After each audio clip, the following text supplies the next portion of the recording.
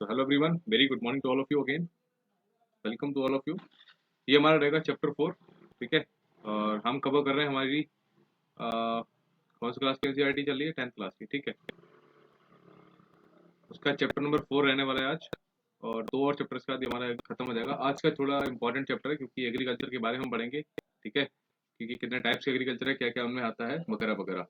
तो हम ये पढ़ते हैं, और कोई डाउट हो तो व्हाट्सएप करो, या फिर मेरे को आप इस नंबर पे, या फिर आप कमेंट कर दो। ठीक, तो स्टार्ट करते हैं। India is N agriculturally important country है, हमें पता है। 2/3 of its population is engaged in agriculture activities में। हमारे देश की जो पॉपुलेशन है 125 करोड़, उसमें से 2/3 लोग क्या करते हैं? कृषि करते हैं। ठीक, agriculture is a primary activity. I told you agriculture एक प्राइमरी एक्टिविटी है, इकोनॉमी का चैप्टर है। वो आते हैं, primary, secondary and tertiary. Third primary में आता है जो सबसे पहला होता है एग्रीकल्चर वगैरह, सेकंड में आता है हमारा एग्री इंडस्ट्रीज वगैरह। ठीक, जो भी हमारा रॉ मटेरियल होता है उसका जो भी मैन्युफैक्चर, और थर्ड में आता है हमारा सर्विस सेक्टर। ठीक, तो सर्विस सेक्टर में क्या होता है, जैसे कि हमारा LICs वगैरह हो गई, ठीक है, या किसी जोमेटो वगैरह हो गई, ये सब क्या है, ये सब हमारे सर्विस सेक्टर में आता है। तो agriculture is a primary activity which produces most of the food that we consume. Besides food grains के अलावा भी it also produce raw material for various industry, जो कि सेकेंडरी सेक्टर हमारा। ओके, तो can you name some industries? बता दो भैया। Parle G and all that shit, chips. Moreover some agriculture products like, जैसे कि चाय, कॉफी, दालें, मसाले एक्सेट्रा आर आल्सो एक्सपोर्ट। ये भी एक्सपोर्ट किए जाते हैं, मतलब अदर कंट्रीज में भेजे जाते हैं। ठीक, अब बताते हैं हमारे टाइप्स ऑफ फार्मिंग कि कितने प्रकार की हमारे यहाँ कृषि है। तो agriculture is an age old economic activity है in our country. Over these years, cultivation methods have changed significantly depending upon the characteristics of physical, environmental, technological, know how and socio cultural practices. मतलब हर तरीके की changes अभी की date में हो चुके हैं। टेक्नोलॉजी ज़्यादा अच्छी आ गई, एनवायरनमेंट भी चेंज हो रहा है। आपको पता है ग्लोबल वार्मिंग आ रही है ना, कहीं पे बारिश होती है, कहीं पे नहीं होती। जहाँ पे पहले होती थी वहाँ अब नहीं होती है। फिजिकल चेंजेस भी हो गए हैं और सोशियो कल्चरल भी चेंजेस हो गए हैं। तो farming varies from substance to commercial type, हर तरह से चेंज हो रहा है। At present in different parts of India the following farming system are practice. क्या क्या सिस्टम फॉलो होते हैं, लेट अस स्टडी। इसको थोड़ा मैं डार्क कर लेता हूँ। हाँ जी, तो प्रिमिटिव सब्सटेंस फार्मिंग की बात करते हैं। सबसे पहले इसका नाम है प्रिमिटिव सब्सिस्टेंस। यार इंग्लिश थोड़ी खराब है, सब्सिस्टेंस फार्मिंग। तो this type of farming is still practice की जाती है कहाँ पे? In few pocket of India, मतलब भारत में कुछ जगह अभी भी ये प्रैक्टिस की जाती है। Primitive subsistence agriculture is practised on small patches of land. ठीक है, जो भी भूमि उसके स्मॉल पैचेस की जाती है। टूल्स क्या होंगे? हौडाऊ, डिगिंग स्टिक्स वो होती है हमारी, फावड़ा वगैरह। फैमिली, कम्युनिटी लेबर, ये सब करते हैं। And this type of farming depends upon monsoon. Very very important. मैं इसको रेड कलर से कर देता हूँ, क्या क्या इंपॉर्टेंट रहेगा। तो ये मानसून के डिपेंड करती है हमारी प्रिमिटिव सब्सिस्टेंस। ठीक, natural fertility of the soil and suitability of other environmental conditions to the crops. मतलब ये सारी चीज़ों पे डिपेंड करती है कि वहाँ की नेचुरल फर्टिलिटी कैसी है, वहाँ की मिट्टी की। ठीक है, और सुटेबिलिटी और इन्वायरमेंटल कंडीशंस क्या है, पानी बरसता है नहीं बरसता वगैरह वगैरह। ठीक, इसको बोलते हैं it is a slash and one agriculture, जिसको बोलते हैं हम झूम कल्टीवेशन। ठीक, farmers clear a patch of land. जैसे ये जंगल है, ठीक, ये हटा दिया उन्होंने, लैंड बची, तो वो फार्मर्स ने जंगल हटाया और clear a patch of land को क्लियर किया एंड प्रोड्यूस किया cereals and other food crops to sustain their life family. और यहाँ पे प्रोडक्शन करते हैं उसका ग्रेन वगैरह का, अनाज वगैरह का। And when the soil fertility is decrease, जब एक ही जगह पे उगाते रहेंगे तो जो मिट्टी की फर्टिलिटी, जो उपजाऊपन है, वो खत्म हो जाता है। तो the farmer shifts and clear a fresh patch, मतलब इससे यहाँ से चले जाते हैं दूसरी जगह, वहाँ पे उसको करते हैं, उसको लाइक क्लियर करते हैं और वहाँ पे स्टार्ट कर देते हैं। ठीक है, this type of shifting allows nature to replenish the fertility of the soil. मतलब वही है, इसको छोड़ के उधर चले गए, उधर खाली करके करने लगे, तो इधर वाली नेचर अपने आप ही उस चीज़ को, और जो मिट्टी की फर्टिलिटी खत्म हो गई थी उसको दोबारा से रिप्लेनिश, मतलब दोबारा से आ जाती है उसमें थ्रू नेचुरल प्रोसेस। क्या क्या हो सकती है, जैसे कि land productivity in this type of agriculture is low as the farmer does not use fertilisers, में यूज नहीं करते हैं। ठीक है, क्योंकि सारा नेचुरली होता है और अदर मॉडर्न इनपुट्स वगैरह नहीं यूज करते हैं। ठीक है, it is known by different names in different parts of the country. जैसे दे रखा होगा कि it is jhuming in north eastern, झूम कल्टीवेशन का बोलते हैं नॉर्थ ईस्टर्न स्टेट्स। मैंने पिछली वीडियो में बताया होगा आपको। North eastern like Assam, Meghalaya, Mizoram and Nagaland. Pamlou कहाँ बोलते हैं? मणिपुर में बोलते हैं, very important.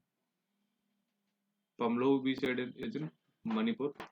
Deepa and Bastar district वो बोलते हैं आप छत्तीसगढ़ के। ठीक, and in Andaman Nicobar Island. Give me a minute. हाँ जी, तो अंडमान निकोबार, अच्छा, झूम कल्टीवेशन में हम पढ़ रहे थे, तो it is jhuming north east state में करते हैं, जिसको झूमिंग कहते हैं, ठीक है। पामोलू कहते हैं मणिपुर में, दीपा कहते हैं बस्तर डिस्ट्रिक्ट छत्तीसगढ़, और अंडमान निकोबार में इसको बोलते हैं दीपा के नाम से। इसके ऊपर मैं एक सेपरेट वीडियो बना दूंगा, मेरे मोस्ट इंपॉर्टेंट जो फैक्चुअल टॉपिक है ना, उसमें आपको ये वीडियो मिल जाएगी, इसके बारे में डिटेल कवर कर दूंगा कि किस कंट्री में क्या क्या नाम है, ठीक है। ये सब आप देख लेना। The slash and burn agriculture, milpa Mexico में बोलते हैं, सेंट्रल अमेरिका में कोनुको बोलते हैं, वेनेजुएला रोको रोको बोलते हैं, रोका बोलते हैं ब्राजील में, ठीक है। सेंट्रल अफ्रीका में बोलते हैं मसोले, लद्दाख इंडोनेशिया, और रे वियतनाम में बोलते हैं। ये सारा इसके ऊपर जितना भी डिटेल्ड है मैं आपको सारा कवर करा दूंगा उसमें, ठीक है। आप इसमें पढ़ो, पढ़ लो, चलो अच्छा पढ़ा दे दो, नहीं तो बोलूंगा पढ़ा है नहीं। इन India the primitive form of cultivation calls beaver और दहिया, जो कि एमपी में जिसको बोलते हैं दहिया। पोडू या पेंडा बोलते हैं आंध्रा में, ठीक है। पामा डाबी बोलते हैं या फिर कोमान बोलते हैं, या ब्रिंगा, ये तीन नाम है। पामा डाबी, कोमान या ब्रिंगा, इतना इंपॉर्टेंट नहीं है बट पढ़ लो क्योंकि एनसीईआरटी में लिखा हुआ है, कुछ भी पूछ सकता है यार। उड़ीसा में कुमारी, वेस्टर्न घाट्स केरला वगैरह में बोलता है। वालरे या फिर वेल्ट्रे बोलता है साउथ ईस्टर्न राजस्थान में हमारे। बत्रा भी यहीं पे बोलते हैं, वाल्ट्रे यानी कि इसको सिंपली बोल सकते हैं बत्रा। Khil in the Himalayan belt में बोलता है खील, ठीक। कुरुबा झारखंड में बोलता है, और झूमिंग हमारे नॉर्थ ईस्ट स्टेट्स में बोलता है। मेक श्योर नॉर्थ ईस्ट के स्टेट्स ध्यान रखना, कौन कौन स्टेट्स में बोलता है ये वाले। असम, मेघालय, मिजोरम और नागालैंड। त्रिपुरा में नहीं। मणिपुर का क्या है, पोमालू, पमलो, ठीक है। फिर यहाँ पे एक वो स्टोरी दे रखी है कि रिंजा क्लिफ फैमिली के साथ छोटे गांव में रहती है, दीफू असम में आउटस्कर्ट्स में रहती है। She enjoys watching her family members clearing station warning a patch of land for cultivation. She often help करती है उनकी इरिगेशन वगैरह में। Field with water running through a bamboo canal, tripling आपको कल बताया था ना, from the nearby spring. She loves the surroundings and wants to stay here as long as she can, but this little girl has no idea about the declining fertility of the soil and her family search for fresh and patch of land in the next season. छोटी बच्ची को क्या ही पता कि उस जिस land में production हो रहा है वो उसकी जो भी फर्टिलिटी उपजाऊपन है वो खत्म हो रहा है, ठीक है, और उसकी फैमिली नेक्स्ट लैंड की तलाश में है, ठीक। नेक्स्ट आता है हमारा इंटेंसिव सब्सिस्टेंस फार्मिंग। सो ये क्या होता है? This type of farming is practised in areas of high population pressure on land, ठीक, जहाँ पर ज़्यादा प्रेशर मतलब पॉपुलेशन होता है। It is labour intensive farming, इसमें मजदूरों की मतलब ज़्यादा काम करते हैं। Where high doses of biochemical inputs and irrigation are used for obtaining higher production, मतलब कि जहाँ पर ज़्यादा पॉपुलेशन है यानी कि वहाँ पर कंजम्पशन ज़्यादा होगा, तो हमें क्या चाहिए, अनाज ज़्यादा चाहिए, उसके लिए हमें इरीगेशन और हायर प्रोडक्शन चाहिए, ठीक है। उसके लिए हम क्या करेंगे, हमारे जो भी बायोकेमिकल पेस्टिसाइड्स वगैरह हैं वो हम यूज़ करेंगे, okay. So through the right of inheritance leading to the division of land among successive generations has rendered land holding size uneconomical. Farmers continue कर रहे हैं to take maximum output from the limited land in the absence of alternative source of livelihood, ठीक। और इस तरह से there is a enormous pressure on the agriculture, land पे बहुत प्रेशर रहता है, आपको पता ही, हर तरह का यूज होता है। हमारा होता है थर्ड, हमारा है कॉमर्शियल फार्मिंग। कॉमर्शियल मतलब जो कैश क्रॉप्स होते हैं, जैसे कि the main characteristic of this type of farming is the use of higher doses of modern inputs, ठीक है, जैसे कि high H I V seeds, हमारे high yielding variety seeds, chemical fertilisers, insecticides, pesticides, in order to obtain higher productivity इनको चाहिए, क्योंकि commercial farming जितना ज़्यादा प्रोडक्शन होता है मनी, ठीक है। So the degree of commercialisation of agriculture vary करती है from one region to another region. कहीं पे चाय का प्रोडक्शन ज़्यादा होगा तो कहीं पे कम होगा, तो वो रीजन पे डिपेंड करेगा, ठीक है। For example rice is the commercial crop in Haryana and Punjab, मतलब चावल सबसे ज़्यादा प्रोडक्शन कहाँ होता है, हरियाणा पंजाब में। क्यों? दोआब रीजन है, रिवर है, पानी वाटर अवेलेबिलिटी इजिली मिल जाएगा। But on Orissa it is a subsistence crop. But Orissa में सब्सिडेंस क्रॉप है क्योंकि वहाँ पानी वानी की कमी है, इसलिए वहाँ पे सिर्फ अपने पर्पज, अपने खाने के पर्पज से ही, मतलब कि सेल्फ सफिशिएंट हो जाए उतना ही प्रोडक्शन हो पाता है। और हरियाणा पंजाब में इतना हो जाता है कि वो वहाँ से एक्सपोर्ट भी कर सकते हैं, तो उनके लिए वो हो गया commercial crop. Plantation is also type of commercial farming. Commercial farming में आता है हमारा प्लांटेशन, जैसे कि हम गाँव वगैरह में देखेंगे ना, तो लिप्टस वगैरह के पेड़ लगाते हैं लोग, ठीक है, बहुत सारे अपने पूरे खेत में लिप्टस लगा दिया, पूरे खेत में अदर मतलब शीशम वगैरह लगा दी, तो वो भी कमर्शियल फार्मिंग ही है, क्योंकि वो लकड़ी बेचेंगे बाजार में, उससे पैसा मिलेगा। तो इन this type of farming a single crop is grown on a large area, वही ना, पूरे में शीशम लगा दी या फिर लिप्टस लगा दिया, फिर कोई और पूरा ब्रीड लगा दिया, आम लगा दिया, ठीक है। So the plantation has an interface of agriculture and industry, okay, जैसे कि गन्ना वगैरह लगा दिया, ठीक है, पुणे में। प्लांटेशन कवर करता है large tracts of land using capital intensive inputs with the help of migrant labour की हम हेल्प लेते हैं। All the produce is used as raw material in respective industries के अकॉर्डिंगली। जो प्रोडक्शन होता है वो रॉ मटेरियल होता है, जैसे कि गन्ना मान लो एग्जांपल यहाँ पे मैं आई थिंक गन्ना ही दे रखा होगा। तो गन्ना से क्या होता है, रॉ मटेरियल है ना इंडस्ट्री का, तो उससे शुगर बनेगा। तो in India tea, coffee, rubber, sugar cane, banana etcetera are important plantation crops. Tea Assam और नॉर्थ ईस्ट नॉर्थ बंगाल वगैरह मिलती है, कॉफी कर्नाटका वगैरह मिलती है, और some of the important plantation crops जो इन्हीं स्टेट में उगाई जाती है। So since the production is mainly for market के लिए है, a well developed network of transport and communication connecting the plantation areas, processing industry and markets play an important role in the मतलब वही है कि यहाँ पे खेत और आसपास में अगर इंडस्ट्री होगी तो इजी होगा, और वहीं से आसपास में कोई ट्रांसपोर्ट करने का तरीका होगा, पोर्ट, रेलवे या फिर रोड वगैरह जो भी है, तो इजी पड़ता है हर चीज़। तो इन सब चीज़ों का बहुत ज़्यादा इफेक्ट पड़ता है। ठीक, और इससे क्या होता है, ज़्यादा से ज़्यादा उसका इजीली ट्रांसपोर्ट हो जाता है और पैसा ज़्यादा मिलता है। क्रॉपिंग पैटर्न के बारे में बात करते हैं तो you have studied the physical diversity and plurality of cultures in India, so these are also reflected in the agriculture practices. ठीक है, एंड क्रॉपिंग पैटर्न हमारे देश का वेरियस टाइप ऑफ फूड मिलेंगे, फाइबर क्रॉप्स मिलेंगे, सब्जियां, फल, दालें, कॉन्डिमेंट्स एक्सेट्रा कॉन्स्टिट्यूट करते हैं some of the other important crops grown in the country. India has three cropping seasons: rabi, खरीफ और जायद। आपने पढ़ा ही होगा। रबी गेहूं, खरीफ चावल, जायद हमारी दालें, आटा, masala and all that. So rabi crops are grown in winter. Rabi मतलब अब देखो एग्जांपल लेके चलो तो ज्यादा अच्छे से याद होता है। राबी 2 वर्ड का है, गेहूं भी 2 वर्ड का, ऐसे याद रख सकते हो। खरीफ में 3 वर्ड है, देखो खा, री और फा, 3 वर्ड। चावल में भी 3 वर्ड आते हैं, ठीक है, ऐसे याद कर सकते हो। जायद दालें वगैरह बताता हूँ, देखो अब गेहूं लेके चलते हैं। गेहूं की बुआई कब होती है, अक्टूबर दिसंबर ठंड के महीनों में, और हार्वेस्ट होता है हमारे उससे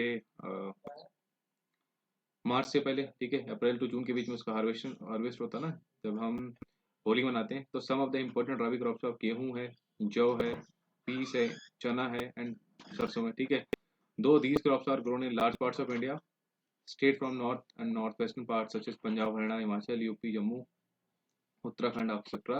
production of wheat and other rabi crops, क्यों, वहाँ पे वाटर एंड जो क्लाइमेटिक चेंज है वो बहुत फेवरेबल है। ठीक, availability of precipitation during winter months due to the western temperate cyclones, आपको बता चुका हूँ। ठीक है, हेल्प करता है in success of these crops. However the success of the green revolution in Punjab, Haryana, western UP and part of Rajasthan has also been an important factor in the growth of the above mentioned rabi crops की help में काफी मदद की किसने, हमारा green revolution. Kharif crop और grown with the onset kharif, अब यहाँ पे हम लेके चलेंगे हमारा चावल। ठीक है, जिसकी बुआई कब होती है, अराउंड जुलाई अगस्त के नाम समथिंग, जब बरसात ज़्यादा हो रही होती है। तो crops are grown with the onset of monsoon, monsoon के आने के बाद in different parts of the country, and these are harvested in September October में, क्योंकि उसके बाद ही गेहूँ बोया जाएगा। तो important crops grown during the season are paddy, धान, मक्का, ज्वार, बाजरा, तूर यानी अरहर की दाल, मूंग की दाल, ठीक है, उड़द, कपास, जूट, ग्राउंडनट, मूंगफली and soybean.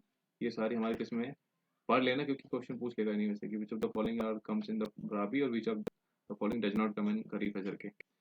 Some of the most important rice growing areas, जैसे कि असम वगैरह में बहुत चावल होता है, बंगाल में, coastal region of Orissa, Andhra, Telangana, ठीक है, Tamil Nadu, Kerala, Maharashtra, particularly the Konkan coast along with the UP and Bihar.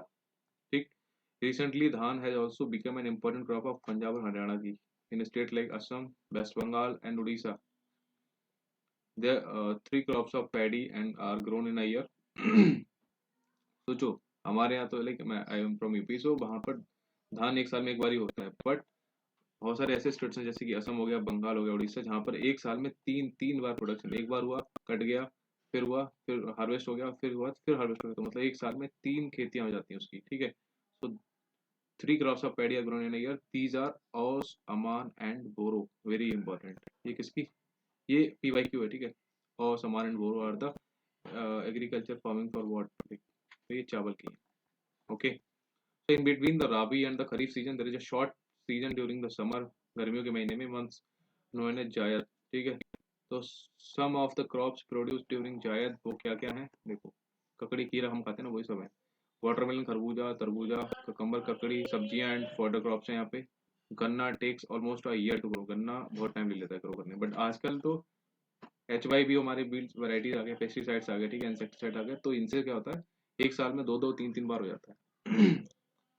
Major crops के बारे में बात करते हैं तो बड़ी बड़ी क्रॉप्स क्या है। अच्छा, गन्ना की एक और वैरायटी बताऊँ आपको, अगर आप एक बार लगाओगे उसको कट कर दोगे तो जो नीचे वाला पोर्शन बचेगा ना वो दोबारा उगाएगा, ठीक, फिर आप कट करोगे फिर उगाएगा। तो 3 से 4 बार डिपेंड करता है कि जो सीड हमने यूज़ किया वो किस वेरायटी का है, ठीक है।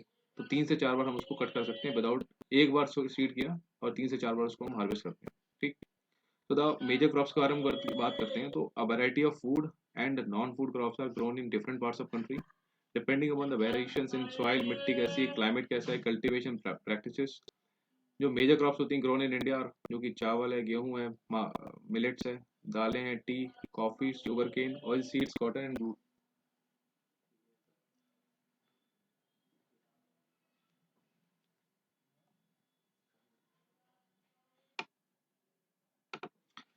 तो मेजर क्रॉप्स में आ गया हमारा ये सब, ठीक है। अब राइस की बात करते हैं, इसमें एक ही करके उन्होंने डिस्क्राइब कर रखा है। तो it is a staple food है हमारा, ठीक है, crop of majority of the people of India जो उसको खाते हैं। Our country is the second largest producer of rice in the world after China. सबसे ज्यादा प्रोडक्शन चाइना करती है और प्रोड्यूसर आफ्टर चाइना हमें इंडिया वाले। So it is a kharif crop which requires high temperature, very important है, ये सब चीजें याद रखना। राइस के लिए टेम्परेचर हमें ज्यादा चाहिए, साथ ही साथ 25 डिग्री सेल्सियस से हमें ज्यादा टेम्परेचर चाहिए, 25 से ज़्यादा टेम्परेचर चाहिए, एंड साथ ही साथ हाई ह्यूमिडिटी होनी चाहिए विद एनुअल रेनफॉल 100 सेंटीमीटर से अधिक हो। समझ गए। तो ट्रॉपिकल और सब ट्रॉपिकल इसके लिए वो रहेगा, क्या रहेगा, सुटेबल रहेगा। In the areas of the less rainfall होना चाहिए। It grows with the help of irrigation, जहाँ पे अगर लेस रेनफॉल है वहां पर हमें सिंचाई देनी, मतलब उसको पानी चाहिए ही चाहिए 100 centimetre plus, that is it rice के लिए, ठीक। इसके अलावा यहाँ पे कुछ दे रखा है ग्राफ, उतना इंपॉर्टेंट नहीं हमारे लिए, बस डेटा इंपॉर्टेंट है। Rice is grown in the plains of north and north eastern India, बता चुका हूँ आपको। Coastal areas and the deltaic region develop, यहाँ पे मिलता है क्योंकि पानी वानी का इजिली अवेलेबिलिटी रहेगा। Development of dense network of canal irrigation and tube wells have made it possible to grow rice in areas of less rainfall such as Punjab, Haryana और western UP and parts of Rajasthan वगैरह में ये होता है। क्यों, वहाँ पर हमने लेस रेनफॉल तो है ही है, बट हमने क्या किया वहाँ पे इरिगेशन के और वो कर लिए हैं, ठीक। Give me a minute friends. हाँ जी, तो राइस के बारे में बता चुका हूँ कहाँ का प्रोडक्शन होता है। अब व्हीट के बारे में बात करते हैं, गेहूं के बारे में।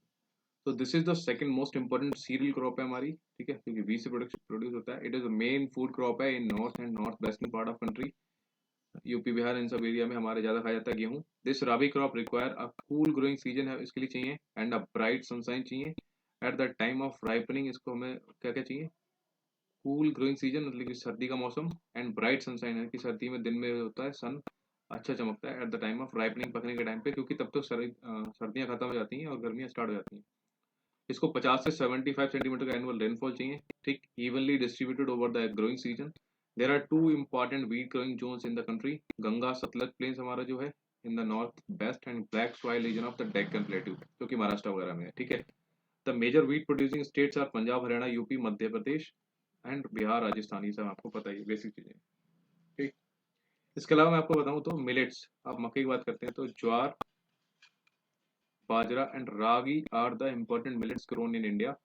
ये मतलब 3 4 टाइप के वो हैं जो मिलेट्स के टाइप्स हैं, वो इंडिया में ग्रोन किए जाते हैं। Though these are known as coarse grains, ठीक, they have very high nutritional value. For example ragi is very very rich in iron, ragi iron में रिच है, कैल्शियम में, other micro nutrients and roughage, roughage जो सलाद वगैरह मिलता है ना हमको। ज्वार is the third most important food crop with respect to area and production. It is a rain-fed crop mostly grown in the moist areas which hardly needs irrigation. मतलब ज्वार जो है उसको ऐसी जगह पर हमें मतलब उगाया जाता है जहाँ पर मॉइस्चर की बहुत कम नीड होती है, ठीक। तो मेजर ज्वार प्रोड्यूसिंग स्टेट्स क्या हैं, जैसे कि महाराष्ट्र हो गया, कर्नाटक हो गया, आंध्रा हो गया एंड एमपी हो गया, ठीक, ये ज्वार हो गया हमारा। इसके अलावा मैं अगर आपको बताऊं तो bajra grows well on sandy soils, ठीक। बाजरा हमारा जो पतली जमीन वहाँ पे पैदा होता है, एंड शैलो ब्लैक सॉइल पे, हल्की मिट्टी है वहाँ पे काली, वहाँ पे भी पैदा होगा। मेजर बाजरा प्रोड्यूसिंग स्टेट्स क्या है, राजस्थान हमारा है, यूपी, महाराष्ट्र, गुजरात और हरियाणा, ठीक। राबी एक जो क्रॉप है वो ड्राई सीजन की क्रॉप है, and grows well on red black Sandy Lumi and shallow black soil पे। मेजर रागी प्रोड्यूसिंग स्टेट्स क्या हैं हमारे? कर्नाटका, तमिलनाडु, हिमाचल प्रदेश, उत्तराखंड, सिक्किम, झारखंड और अरुणाचल प्रदेश में। ठीक, मक्के की बात करते हैं हम। मक्का एक क्रॉप है which is used both as food and fodder. मक्का को हम एज खाने के लिए यूज करते हैं, फॉडर मतलब घास फूस के लिए भी यूज कर सकते हैं। क्यों? ये देखो, ये जो पीला पीला पोर्शन मक्का निकल जाएगा, बाकी जो पोर्शन है वो बचेगा, वो हम एज एन घास फूस जानवर भी खा सकते हैं उसको। ठीक, तो it is a kharif crop which requires temperature, जिसको 21 से 27 डिग्री का टेम्परेचर चाहिए, and grows well in old alluvial soil. आपको बता चुका हूँ एलुवियल सॉइल की ओल्ड कौन सी होती है, BTV के याद रखना, भांबर, तराई, बांगड़ और खादड़। तो ओल्ड एलुवियल में ये आती है, तो बांगर ओल्ड एलुवियल और खादड़ है न्यू एलुवियल। तो इसकी बात हो रही बांगड़ की। In some states like Bihar, makka is grown in rabi सीजन। Also, use of modern inputs such as high-yielding variety seeds, fertilizers, irrigation have contributed to the increasing production of maize. भाई ये सब करके तो हम कुछ भी कभी भी उगा सकते हैं। ठीक है, सो मेजर मेज प्रोडक्शन स्टेट्स क्या है? कर्नाटक है हमारा, MP, यूपी में भी होता है, बिहार, आंध्र और तेलंगाना में होता है। ठीक, ये जैसे पूछता नहीं जनरली कि कौन से स्टेट में कौन सा होता है, बेसिक पूछेगा वो आप बता सकोगे। अब दालों की बात करते हैं।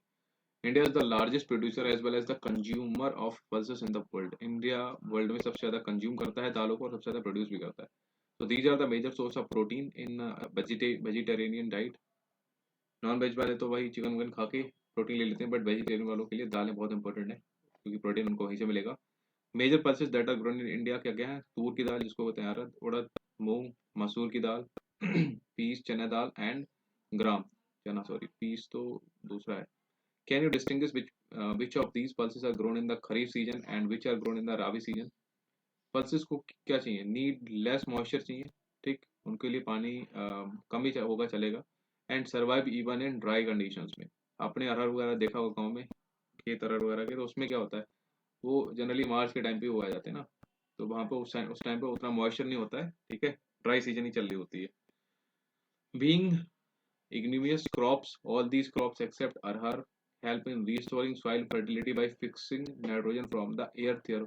अब देखो, हम राबी खरीफ के बीच में हम क्या कर रहे हैं? राबी खरीफ, उसके बाद जायद, फिर राबी, और राबी की ही क्रॉप के पल्सेस जो आती हैं राबी में ही आती हैं। तो राबी देखो क्या कर रही है, जो हमारी जो सॉइल की फर्टिलिटी खराब हुई थी उसको ये क्या करती है, रिटेन कर देती है, दोबारा से फिक्स कर देती है।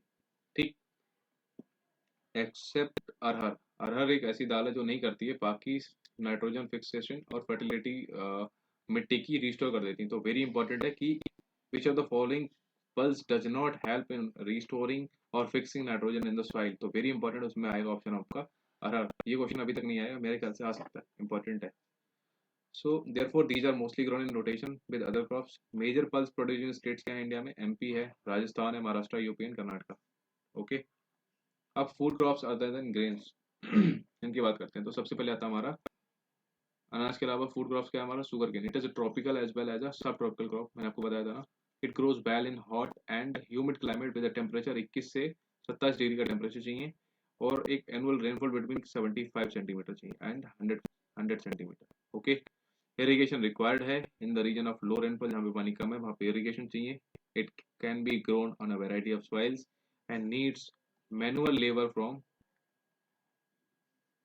सोइंग टू हार्वेस्टिंग, मतलब क्योंकि मल्टीपल टाइम इसका वो होता है, बीच में घास उग गई तो उसको काटना है।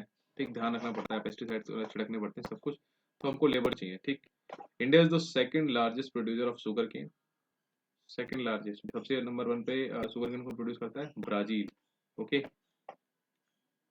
और अच्छा आप लोग बताओ, अभी मैंने आपको बताया होगा ये शायद बताऊंगा, और ब्राजील अच्छा अभी बता दूंगा उसमें। खैर, ब्राजील में जो झूम कल्टीवेशन उसका नाम है रोका। ठीक, it is the main source of sugar, गुड़ जिसको बोलते हैं जैगरी, खांडूचारी और मोलासेस। ठीक, the major sugar cane producing states क्या है हमारे? यूपी है, महाराष्ट्र, कर्नाटका, तमिलनाडु, आंध्रा, तेलंगाना और बिहार, पंजाब, हरियाणा, ये सब है। ऑयल सीड्स के बारे में बात करते हैं, हमारे बीज जिससे हमारा तेल वगैरह मिलता है। जैसे इन 2018 India was the second largest producer of crowd in the world after China.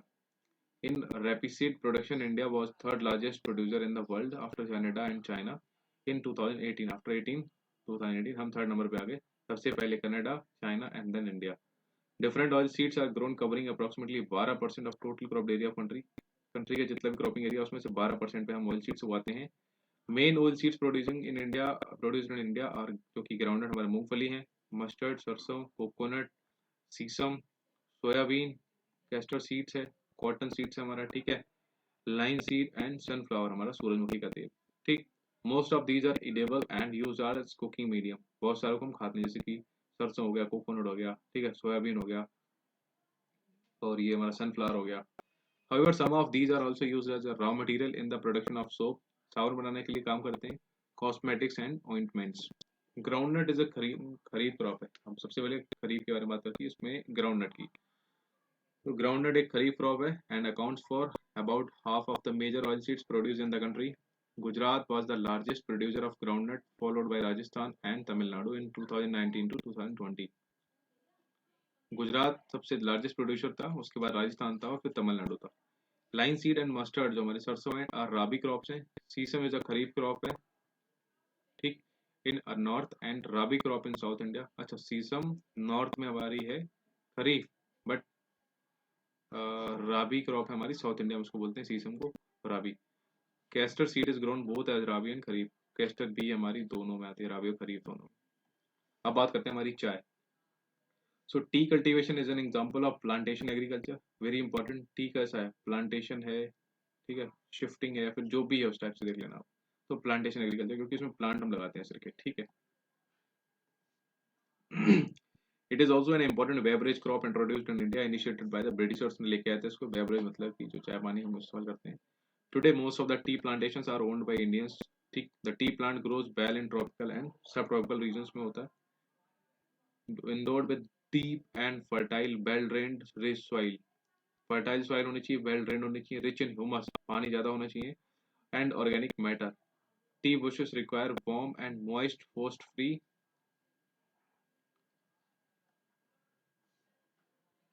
climate, ठीक।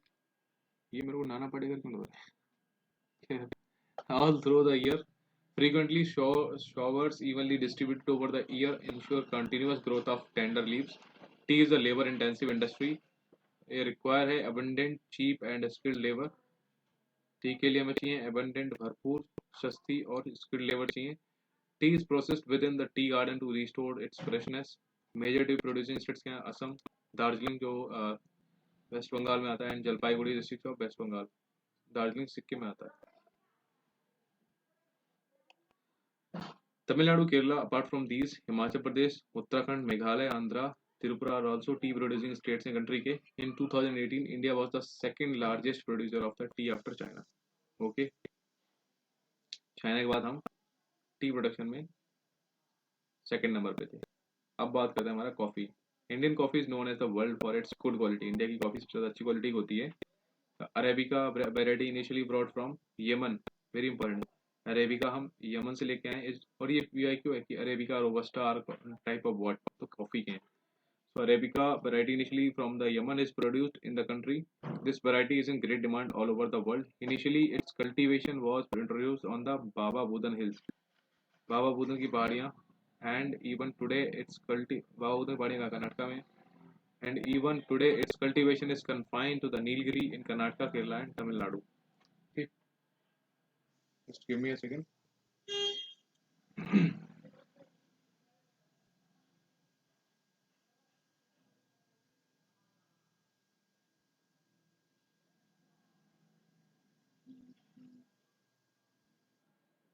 हाँ जी,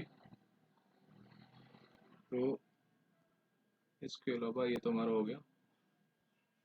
यहाँ पे दे रखा है horticulture crops, just a second.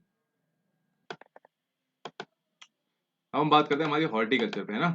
थोड़ा टाइम ज्यादा लग रहा है बट कोई नहीं, इसको हम खींच लेते हैं, खत्म कर देते हैं। हॉर्टिकल्चर क्रॉप्स पे क्या होती है। इन 2018 India was second largest producer of fruits, ठीक है। हॉर्टिकल्चर हमारे फ्रूट्स यानी कि फल और सब्जियां आती हैं। तो इंडिया सेकंड लार्जेस्ट था फ्रूट प्रोडक्शन में and vegetable in the world after China. China के बाद ही हम थे हर जगह। India is a producer of tropical as well as temperate fruit, mangoes of Maharashtra, Andhra Pradesh, Telangana, UP and west Bengal, ठीक। इन सब पर हमारे मैंगोज होते हैं। एंड छोटा नागपुर प्लेटू में संतरा होते हैं। चेरापूंजी मेघालय में बनानास, केरला में बनानास वगैरह होते हैं। मिजोरम, महाराष्ट्र और तमिलनाडु वगैरह में बनानास होते हैं। लीची एंड गुआवा यूपी के हैं, आपको पता है। बिहार लीची, यूपी एंड बिहार। बिहार की एक लीची शाही लीची, तो जीआई टैग मिला हुआ है। ठीक। Pineapples of Meghalaya, grapes of Andhra. ठीक। तेलंगाना एंड महाराष्ट्र, एप्पल्स, नाशपाती और apricot and walnuts of Jammu and Kashmir and Himachal Pradesh are in great demand of the world over. ये सब चीज़ देखो यार, क्या मस्त फूड्स। चलो, India is an important producer of pea, cauliflower, onion, cabbage, tomato, brinjal and potato. इन सब फ्रूट्स को हम सॉरी सब्जियों को प्रोडक्शन करते हैं। नॉन फूड क्रॉप्स क्या है? Rubber, it is an equatorial crop है। ठीक है, वेरी इंपॉर्टेंट, इसको क्वेश्चन आया था। और रबर कैसा ट्रॉपिकल फॉर्मेट में होता है हमारा। ठीक। प्लांट 100 सेंटीमीटर प्लस इसको चाहिए रेनफॉल, वेरी इंपॉर्टेंट। लास्ट में मैंने आपको बताया था, ये गलत करते थे, ट्रॉपिकल में होगा। ठीक। So it is also grown in tropical and subtropical areas. It requires moist and humid climate with rainfall of more than 200 centimeter and temperature above 25 degree Celsius. In fact जो लास्ट एनसीईआरटी मैंने बताया था कि वो गलत हो गया था, उसमें जो ऑप्शन दे रखे थे, सबसे जो मैक्सिमम ऑप्शन ऑप्शन दे रखा था 100 सेंटीमीटर था। मतलब 100 सेंटीमीटर प्लस टेम्परेचर चाहिए, 75, 50, 25 ऐसे करके।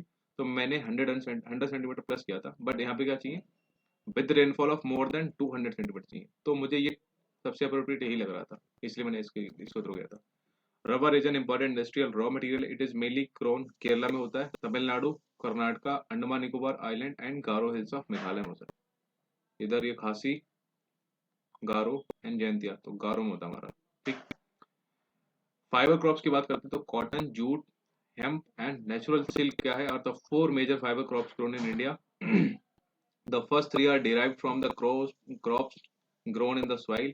The latter is obtained from cocoons of the silkworms fed on green leaves, especially mulberry. ठीक है। Rearing of silkworms for the production of silk fiber is known as sericulture. Very important. Sericulture is for what? For the silk, रेशम कीट पालन। Okay. अब कपास की बात करते हैं, cotton. India is believe to be the original home of the cotton plant. Cotton plant का ओरिजिनल इंडिया से हुआ था। Cotton is one of the main raw material for cotton textile industry. In 2017, India was second largest producer of cotton after China के बाद India second largest producer था। वही देखो, यहाँ भी चाइना आ गया टॉप पे। Cotton grows well in dryer parts of the black cotton soil of the Deccan plateau. ठीक। इसके ये चीजें बहुत इंपॉर्टेंट है कि इसकी रिक्वायरमेंट क्या है। इसकी रिक्वायरमेंट है हाई टेम्परेचर, लाइट रेनफॉल या फिर इरिगेशन। 210 फ्रॉस्ट फ्री डेज चाहिए एंड ब्राइट सनशाइन चाहिए फॉर इट्स ग्रोथ। बहुत टफ इसका रिक्वायरमेंट है। It is kharif crop and required 6 to 8 months to mature होने के लिए कितना चाहिए? 6 से 8 महीने टाइम लग जाता है। मेजर कॉटन प्रोड्यूसिंग स्टेट्स क्या है हमारे? Maharashtra, Gujarat, MP, okay, Karnataka, Andhra, Telangana, Tamil Nadu and Punjab, Haryana and UP. ये हमारे मेजर क्रॉप कॉटन जो कपास प्रोडक्शन स्टेट्स हैं उसमें आता है। ठीक। अब बात करते हैं हमारा जूट का। It is known as the golden fibre, very very important. Jute is known as the golden fibre, ये एसएससी में पूछा गया क्वेश्चन है। Jute grows well on well-drained fertile soils in the flood plains. Sorry. जहाँ पर soils are renewed every year, जहाँ पर soil हर साल मतलब रिन्यू हो जाती है, वो कौन सा हो सकता है? प्लेन एरिया हो सकता है ना, रिवर के आसपास वाला। यहाँ पर हाई टेम्परेचर रिक्वायर्ड होता है during the time of growth. West Bengal, Bihar, Assam, Orissa and Meghalaya are the major jute producing states हैं। ठीक है। And it is used in making gunny bags, mats, चटाई, रोप्स, रस्सियां, yarn, carpets and other artefacts. ठीक है। Due to its high cost, it is losing market to synthetic fibers and packing materials, particularly in the nylon polish वगैरह आती है ना। तो चूंकि ये डिमांड में है, लेकिन वही है, इसका प्रोडक्शन में ज़्यादा खर्चा आता है, तो इसलिए इसका कॉस्ट ज़्यादा है, इसलिए इसका वो कम हो रहा है। ठीक है, ये अपना मार्केट हो रहा है क्योंकि सिंथेटिक फाइबर अब आ गया है। अब बात करते हैं टेक्नोलॉजिकल एंड इंस्टीट्यूशनल रिफॉर्म क्या हुआ। It was mentioned in the previous pages that agriculture has been practised in India for thousands of years से प्रैक्टिस हुआ है। Okay. Sustained uses of land without compatible techno-institutional changes have hindered the pace of agriculture development, and in spite of development of sources of irrigation, most of the farmers in large parts of the country क्या कर रहे हैं? Still depend upon monsoon and natural fertility in order to carry on their agriculture. ठीक है। For a growing population, this poses a serious challenge क्योंकि agriculture which provides livelihood for more than 60% of its population needs some serious technical and institutional reforms। क्योंकि population बढ़ रही है, land कम हो रही है और हमारा प्रोडक्शन भी कम हो रहा है, इसलिए हमें ज़्यादा चाहिए, क्योंकि फीड हमें ज़्यादा करना होगा ना। फीड ज़्यादा करने के लिए हमें प्रोडक्शन ज़्यादा चाहिए, इसको हम इसलिए हमको high yielding variety seeds insecticide and pesticide वाले ज़्यादा यूज़ करना पड़ेगा. Okay. Thus collectivisation, consolidation of holdings, cooperation and abolition of zamindari system को खत्म करना पड़ेगा etcetera were given priority to bring about institutional reforms in the country after independence. के बाद ये किया गया था. Land reform was the main focus of our first 5 year plan. बताओ कब हुआ था? 1948 या 1952. The right of inheritance had already led to fragmentation of land holdings, जिसकी आवश्यकता थी नेसेसिटिंग कंसोलिडेशन ऑफ होल्डिंग के लिए. ये उस टाइम को बता रहा है. The laws of land reform were enacted but the implementation was lacking or lukewarm. ठीक है. The government of India embarked किया upon introducing agriculture reform to improve Indian agriculture in 1960 से 1970 बीच में. हमारी गवर्नमेंट ने बहुत सारे रिफॉर्म किए थे. ठीक है. जैसे ग्रीन रेवोल्यूशन लेके आया था based on the use of package technology, and white revolution किसके लिए आया था? Operation flood. वेरी इंपॉर्टेंट इस बार का सीएपीएफ का पीवाई को ये इस बार का 2020 operation flood related to white revolution. और जो पूछा था किस पर्टिकुलर फसल के लिए था, were some of the strategies initiated to improve the lot of Indian agriculture. ठीक. But this too led to the concentration of development in few selected areas. Therefore, in 1980s and 1990s, a comprehensive land development program was initiated, which include करता है both institutional and technical reforms, provision for crop insurance against सूखा, flood, cyclone, fire and disease, establishment of Gramin banks, cooperative societies and banks for जो loan facility provide कराती हैं to the farmers at lower rates of interest, but some important steps taken to in this direction. ठीक. आपने सुना होगा किसान credit card के बारे में, KCC, personal accident insurance scheme वगैरह स्टार्ट की गई हैं, और some other scheme introduced by government of India for the benefit of farmers. Moreover special weather bulletins and agricultural programmes for farmers were introduced on the radio and television. ये सब पता है आपको, कर चुके हैं. द गवर्नमेंट आल्सो अनाउंस किया उन्होंने मिनिमम एमएसपी. ठीक है. इसको लेकर भी बहुत सारा वो बवाल चल रहा था. Remunerative and procurement prices for important crops to check the exploitation of farmers by speculators and middlemen. Okay. Bhudan Gramdan. Mahatma Gandhi declared Vinoba Bhave as his spiritual heir. ठीक. He also participated in Satyagraha as one of the foremost Satyagrahi. He was one of the votaries of the Gandhi's concept of Gram Swaraj के थे. Vinoba Bhave important याद रखना. ठीक है. After Gandhi's martyrdom, जब गांधी जी की शहीदी हुई थी, Vinoba Bhave undertook padyatra to spread Gandhiji's message covered almost the entire country में. गांधी जी के लेके जो संदेश थे लेके वो विनोबा भावे जी चले थे. Once when he was delivering a lecture at Pochampally in Andhra, some poor landless villagers demanded some land for their economic well-being. Vinoba Bhave could not promise it to them immediately, but assured them to talk to the government of India regarding provision of land for them if they undertook cooperating farming. So suddenly Sri Ramchandra Reddy stood up and offered 80 acres of land to be distributed among 80 landless villages. This act was in Bhutan. Very very important है. भूटान में सबसे ज्यादा किसने मतलब अपनी land 80 एकड़ किसने दी थी? श्री रामचंद्र रेड्डी ने दी थी. Later he traveled and introduced his ideas widely all over India. कुछ जमींदार owners of many villages offered to distribute some villages among the landless. It was known as Gramdan. Okay. However, many landowners choose to provide some part of their land to the poor farmers due to the fear of land stealing act. This Bhutan Gramdan movement initiated by Vinoba Bhave is also known as Bloodless Revolution. Very important. Bloodless Revolution क्या था हमारा? Bhutan Gramdan. अब बात करते हैं contribution of agriculture to the national economy, employment and output. So agriculture has been the backbone of the Indian economy. Through its share in the gross GDP has registered a declining trend from 1951. According to Census of India 2011, about 55% of total workforce was engaged in agriculture. ठीक है. And allied sector activities, while makes more than half of the Indian population dependent on agriculture for existence. ठीक है. Just a second. हाँ जी, तो हम बात कर रहे थे यहाँ पे the declining share of agriculture in the GDP is a matter of serious concern because any decline and stagnation in agriculture will lead to a decline in other spheres of the economy having wider implications for society. मतलब भाई बता रहे हैं कि agriculture बहुत important है. Agriculture की या एग्रीकल्चर के शेयर कम हुए तो फिर हमारा जो जीडीपी है वो बहुत ज्यादा इफेक्ट घटा पड़ेगा. ठीक. Considering the importance of agriculture in India, the government of India made concerted efforts to modernize agriculture. Establishment of India Council. Just give me a second. ठीक है। तो considering the importance of agriculture in India, the government of India made concern efforts to modernise agriculture establishment that is known as ICAR, Indian council of agriculture research. बताओ ये कहाँ पे है? ठीक। Agriculture universities बनाई है, veterinary services and animal breeding centres बनाए हैं, horticulture development research and development in the field of meteorology and weather forecast etcetera, ये सब इनिशिएटिव गवर्नमेंट ने लिए हैं। ठीक है। एंड सबको प्रायोरिटी दी है for improving Indian agriculture. Apart from this, improving the rural infrastructure was also considered essential for the same. ठीक है। In order to strengthen and support agriculture sector, government ने क्या किया है? सेवरल इनिशिएटिव्स लिए हैं, been taken by government of India under the Aatmanirbhar Bharat अभियान। ठीक। सोर्स का इकोनॉमिक सर्वे ये तो बता रखा है। Collect information about these and discuss in the discussion. ठीक है। अभी क्लास वो दे रखा कि इट इज क्लियर दैट दो the GDP growth rate is increasing over the years. देखो टोटल 2012-13 में 5.6, 14 में 6.6, 15 में 7.4, अभी 8+4, अभी बता रहे हैं 10+ अप्रॉक्स है। ठीक है। So the it is not generating sufficient employment opportunity in the country. ठीक।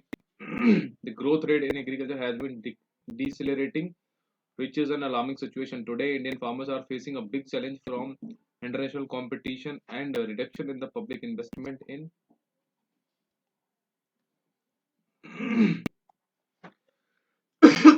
sorry agriculture sector. ठीक है। इसके अलावा सब्सिडी दे रही है on fertilisers is decreased, leading to increase in the cost of production. Moreover, reduction in import duties on agricultural products have proved detrimental to agriculture in the country. ठीक है। Farmers are withdrawing their investment from agriculture, causing a downfall in the employment in agriculture, क्योंकि agriculture में कुछ है नहीं यार, और ऊपर से आज की डेट में क्लाइमेट चेंज बहुत हो रहा है, कुछ भी गारंटी नहीं है कि कब प्रोडक्शन अच्छा होगा नहीं होगा। तो इसलिए एग्रीकल्चर से लोग शिफ्ट होकर कहाँ जा रहे हैं? अर्बन एरिया में शिफ्ट हो रहा है, क्योंकि वहां पर उनको एम्प्लॉयमेंट कुछ ना कुछ मिल जाएगा। Why are farmers committing suicides in several states of country, ये सब दे रखा कि impact of globalisation on agriculture क्या हुआ है। ये कोई नया फिनोमिना नहीं है, it was there at the time of colonisation, मतलब ब्रिटिशर्स के टाइम से चल रहा है ये। इन द 19th century, जब European traders came to India, at that time Indian spices were exported to different countries of the world and farmers of south India were encouraged to grow these crops. ठीक है। Till today it is one of the important item of export from India. मसाले आज भी हम export करते हैं। ठीक। During the British period, cotton belts of Indian attract किया था British, and ultimately cotton was exported to Britain as a raw material for their, उनकी टेक्सटाइल इंडस्ट्रीज के लिए हमने क्या किया था? कॉटन को एज अ रॉ मटेरियल भेजा था ब्रिटिशर्स को। ठीक है। Cotton textile industry in Manchester, ठीक है, and Liverpool flourish due to the availability of good quality of food. आपको पता है ना कॉटन इंडिया में सबसे अच्छा मिलता है। You have read about the Champaran movement, Gandhi ji का सी फॉर चंपारण 1917, जो बिहार में किया था।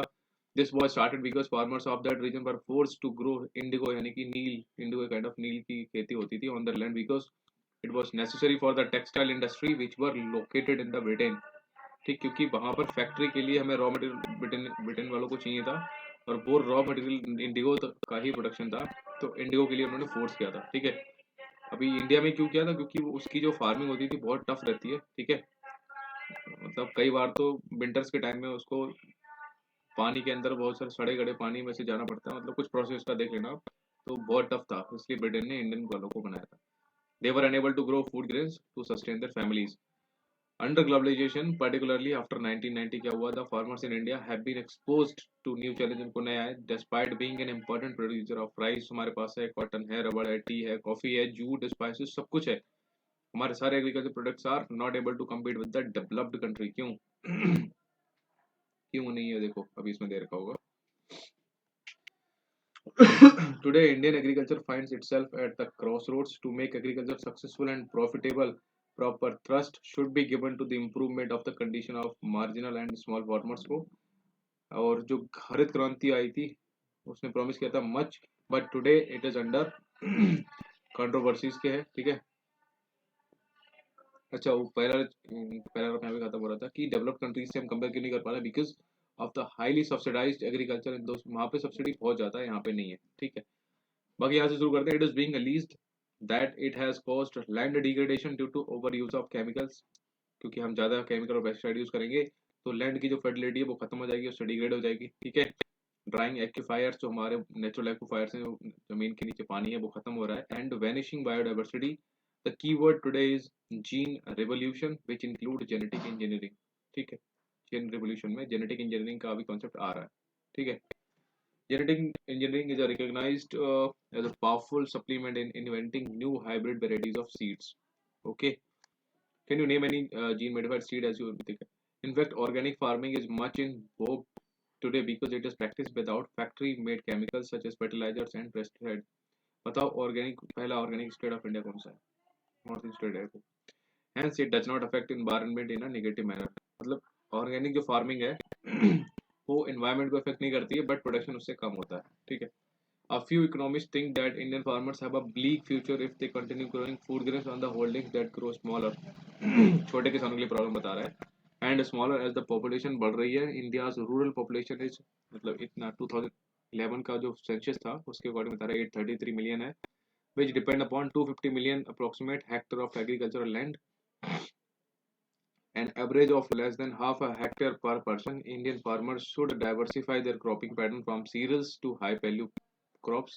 ठीक है, this will increase income and reduce environmental degradation simultaneously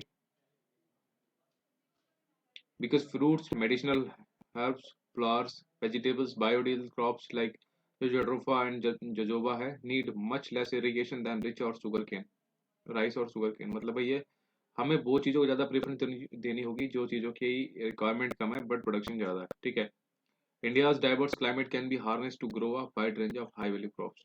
यहाँ पे देखा कि change in cropping pattern for example from cereals to high value crops will mean that India will have to import food.